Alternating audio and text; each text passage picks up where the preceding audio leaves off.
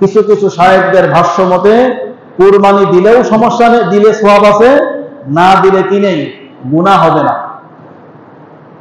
নাউজুবিল্লাহ করবেন না? কেন নাউজুবিল্লাহ বলবেন? আসলেই কি আমরা প্রকৃত মাসলা আজকে কোরআন এবং হাদিস থেকে জানবো, কুরবানি না দিলে কি সমস্যা আছে কিনা জানার দরকার আছে না নাই? আসলে কুরবানি আমরা দিলে কি হবে, না দিলে বা কি হবে, না দিলে কি গুনাহ হবে কিনা, এটা আমাদের জানার দরকার আছে।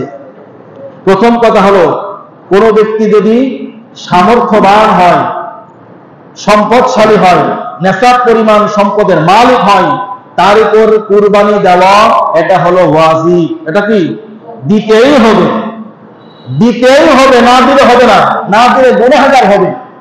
তার একটু একটু গুনাহগার না, কঠিন গুনাহগার হবে।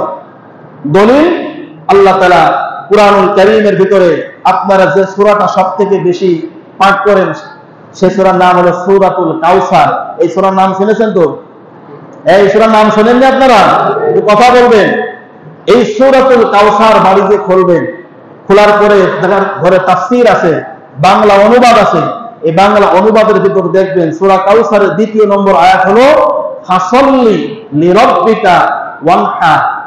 হে নবী, ফাসল্লি, আপনি নামাজ আদায় করুন, ওয়ানহার, এবং কুরবানি করুন। এবং কি করুন? জোরে বলেন, কি করুন? ওয়ানহার। আল্লাহ তাআলা নবীকে অর্ডার দিচ্ছেন। আল্লাহ বলেন, দিস ইজ মাই অর্ডার, এটা আমার আদেশ, আপনি কি করেন? কুরবানি করেন। তাহলে এখানে দুইটা জিনিসের অর্ডার আল্লাহ তাআলা দিচ্ছেন। এক নম্বর নামাজ পড়া, দুই নম্বর কি বলেন তো? কুরবানি করা। এখন বলেন, নামাজ পড়া ফরজ না ফরজ না? যারা বলেন, তাহলে কুরবানি করা কি হবে? ওইরকম ফরজ বা ওয়াজিব হবে, করতেই হবে, আল্লাহর আদেশ এটা। আল্লাহ যেটা আদেশ দেয় সেটাই কি নফল হয়? কথা না, সেটা কি নফল হবে? তাহলে আল্লাহ রাব্বুল আলামিন এই আয়াতের ভিতরে স্পষ্ট ভাবে জানিয়ে দিয়েছেন ওয়ানহার। আল্লাহ তাআলা আদেশ দিয়েছেন, আমরের সিগা। আপনারা হয়তো আরবি গ্রামার বোঝেন না, আমর মানে আদেশ দেওয়া। ওয়ানহার, আল্লাহ তাআলা বলেছেন তুমি কুরবানি করো। এই আয়াত থেকে প্রমাণিত হয় কুরবানি করা এটা হলো ওয়াজিব।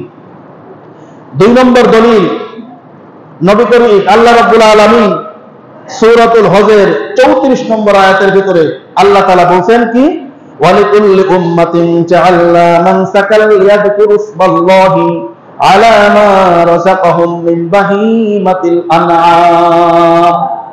আল্লাহ তাআলা বলেন, শোনো বনি আদমের, শোনো বনি উম্মতে মুহাম্মাদের উপর আমি কুরবানি ওয়াজিব করেছি। তারা আল্লাহ তাআলা বলেন, ওয়ালিকুল্লি উম্মাতিন, প্রত্যেকটা উম্মতের জন্য জাআলনা মানসাকান, আমি